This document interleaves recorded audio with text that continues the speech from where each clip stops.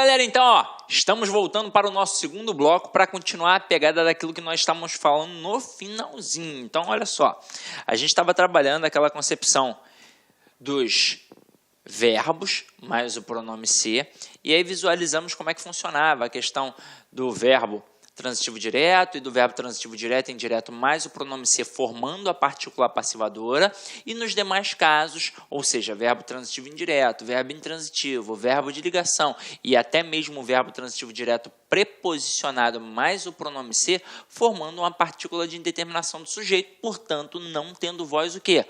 Passiva. Agora aqui, exemplos, para a gente poder pegar aqui legal, vive-se bem no Rio de Janeiro. Avalia comigo. Primeira coisa, pensar no verbo. Quem vive simplesmente vive. Então, verbo intransitivo. Verbo intransitivo mais o pronome ser, eu tenho um PIS. Então, o sujeito é indeterminado. Obviamente, quem aparece depois não é sujeito. E aí, para tomar cuidado, você normalmente grava. Se tem preposição depois do ser, não tem voz passiva. E se não tiver preposição, a voz é passiva. Eu tenho certeza que você já gravou em algum momento da sua vida isso. Aí, tem preposição? Não tem, e a voz não é o quê? Não é passiva. Então, se liga só. Se o verbo é intransitivo, a gente já definiu que o sujeito é indeterminado, eu preciso classificar sintaticamente os termos que aparecem depois da estrutura verbal. Mas aí você já deve ter aprendido isso comigo em transitividade verbal. Se a gente tem elementos atrelados aos verbos intransitivos, eles meramente indicam circunstâncias. E aí, por isso, eles vão funcionar como adjuntos adverbiais. Bem, funciona como adjunto adverbial de modo, porque é como o cara vive, é o modo como ele vive, ou seja, ele vive bem. E no Rio de Janeiro será um adjunto adverbial de lugar, porque é a localidade em que ele vive. Tranquilo? Agora, mais um pouquinho aí a pegada. Eu coloco assim, comeu-se o bolo. O bolo foi comido. Então, verbo transitivo direto, mais pronome ser, particular passivadora. E o bolo, obviamente, é o quê? É um sujeito. E agora vem o creme de la creme. Comeu-se do bolo. Quando eu tenho um verbo que é transitivo direto, mais o pronome ser, teoricamente, o que a gente deveria ter? Uma particular passivadora. Mas, ao olhar para a estrutura que aparece depois, a gente percebe que tem uma preposição. E eu jamais posso ter um núcleo de sujeito preposicionado. Então, se aqui não pode funcionar como sujeito, aqui não vai poder funcionar como PA. Afinal de contas, é uma correlação, é um par. Só existe PA a partir do momento que existe sujeito paciente. Só existe sujeito paciente a partir do momento que existe PA. Se aqui não pode ser sujeito, aqui não pode ser PA. E se não pode ser PA, aqui será o quê? PIS. Então, será uma estrutura em que o sujeito é indeterminado. E aí eu vou gravar aquele cara ali como? Como objeto direto preposicionado. Claro que semanticamente você já deve saber a diferença. Comeu o bolo todo. Comeu do bolo, um pedaço do bolo, uma parte do bolo. Mas aqui a gente não vai ter uma estrutura de voz passiva. Tranquilo? Agora, olha só uma parada bacana e interessante para a gente poder trabalhar. Eu boto assim, vence casas. Parando para analisar, de acordo com a gramática tradicional, é uma estrutura equivocada, é uma estrutura agramatical, está errada. Apesar de o nosso gramático Bechara já ter analisado essa estrutura como algo pertinente. Mas aí isso é para o ambiente acadêmico. Uma vez, a Banca CESP até tentou trabalhar isso daí como algo correto, mas aí depois se desmentiu em outras questões que apareceram. Deve ter percebido, caramba, tentei inovar, tentei botar algo da academia dentro do mundo do concurso público e não funcionou. Então, para o mundo do concurso público, a gente aqui tem uma estrutura errada. Aí o falante comum da língua, obviamente, ele estranha, porque ele pensa assim, caramba, eu estudei a vida inteira assim, Sidney, e eu olhava para essa estrutura e achava que estava certa. Aí eu perguntava, sempre meu aluno, por quê? Ele, que tem alguém vendendo, eu sei, mas quem é que está vendendo? Não sei, então sujeito indeterminado. E não é. Dá ou não dá para eu colocar casas são vendidas? Dá. E aí na hora que eu coloco casas são vendidas, eu sei que a palavra casas é o quê? Sujeito. Então, casas ali em cima também vai ser sujeito. Se eu posso pegar a estrutura que tem o pronome ser e passar para uma voz passiva analítica, eu estou mostrando que aquela estrutura que eu estou analisando está na voz passiva sintética. E aí olha a pegada. Se aqui está no plural, o verbo tem que ficar como? No plural. Pode ser que o camarada seja maldoso e faça assim contigo um dia.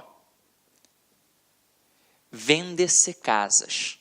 E aí ele diz assim, a estrutura está errada de acordo com a norma padrão da língua portuguesa.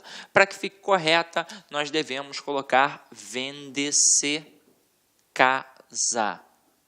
Pensa comigo, certo ou errado? Errado.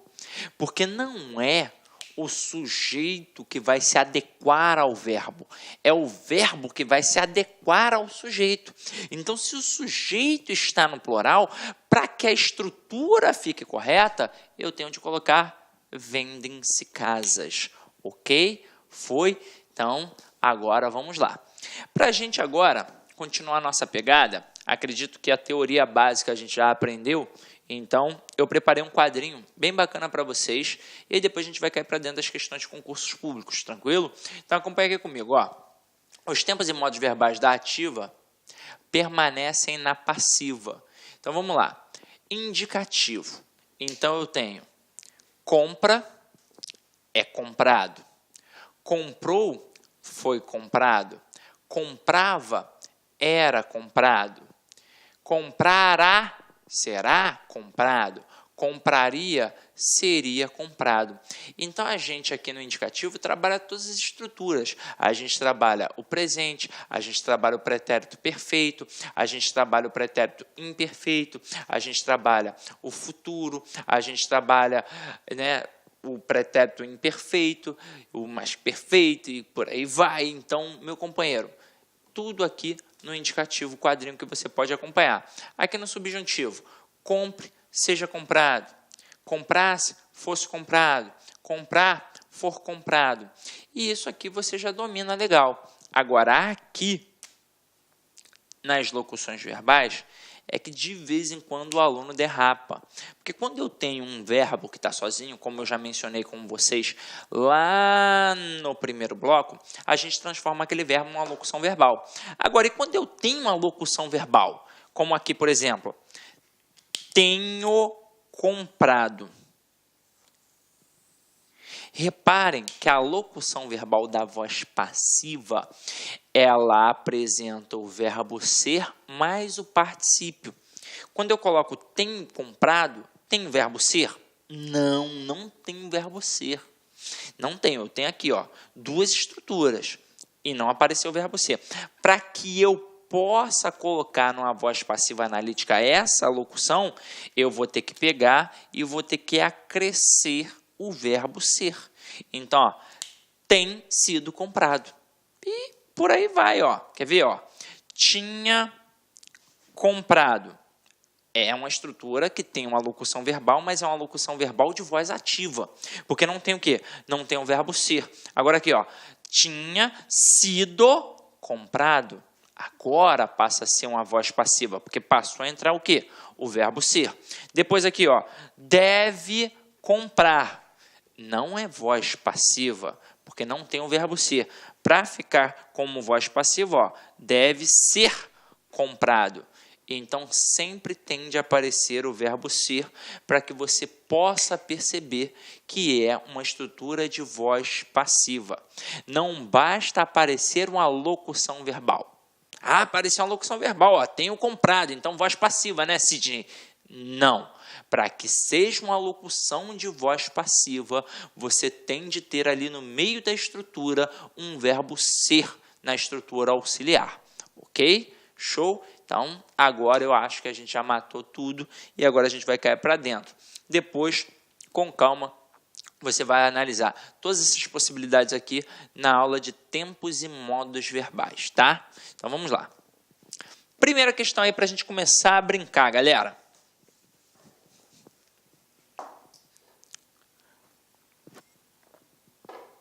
Ela nunca alcançava a musa. Olá, meus amigos, minhas amigas, sou o professor Luiz Antônio Carvalho, com muito prazer, muita satisfação, estou aqui para convidar vocês aí para a nossa caminhada junto à aprovação do concurso de auditor fiscal da Receita Estadual do Estado da Bahia, Cefaz Bahia 2018. Concurso esse que já foi autorizado, concurso esse que nós estamos aguardando a publicação do edital com muita ansiedade. Se Deus quiser, esse ano vai ser publicado esse edital. Olha, detalhe. Gente, esse nosso curso aqui é um pré-edital. Um concurso como esse de auditor fiscal, gente, ele é muito complexo, são várias disciplinas. Se você não estiver estudando com antecedência, com planejamento e foco, pode ter certeza que você vai ser mais um na multidão. E claro, nós aqui da Lá Concursos, nós temos uma metodologia de ensino chamada de Personal Coach. Personal significa pessoal e coach significa treinador.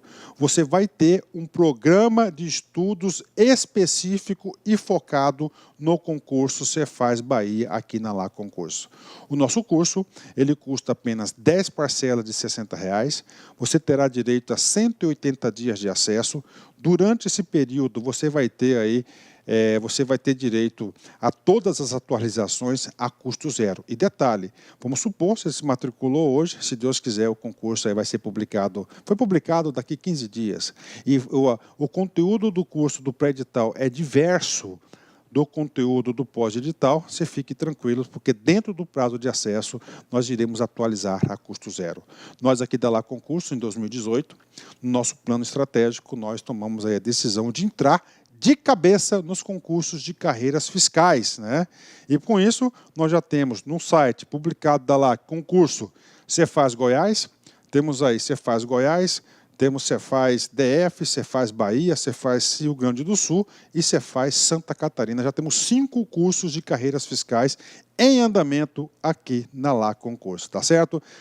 Quer saber mais? Se inscreva no nosso canal, siga lá no nosso Instagram, porque no Instagram nós temos todas as segundas-feiras uma live que nós falamos sobre carreiras fiscais com o professor André Fantoni, que ele é fiscal também, auditor fiscal, ele é um grande especialista, um coach específico de concurso de carreiras fiscais. Bacana, meus amigos, espero vocês. Fui, tchau.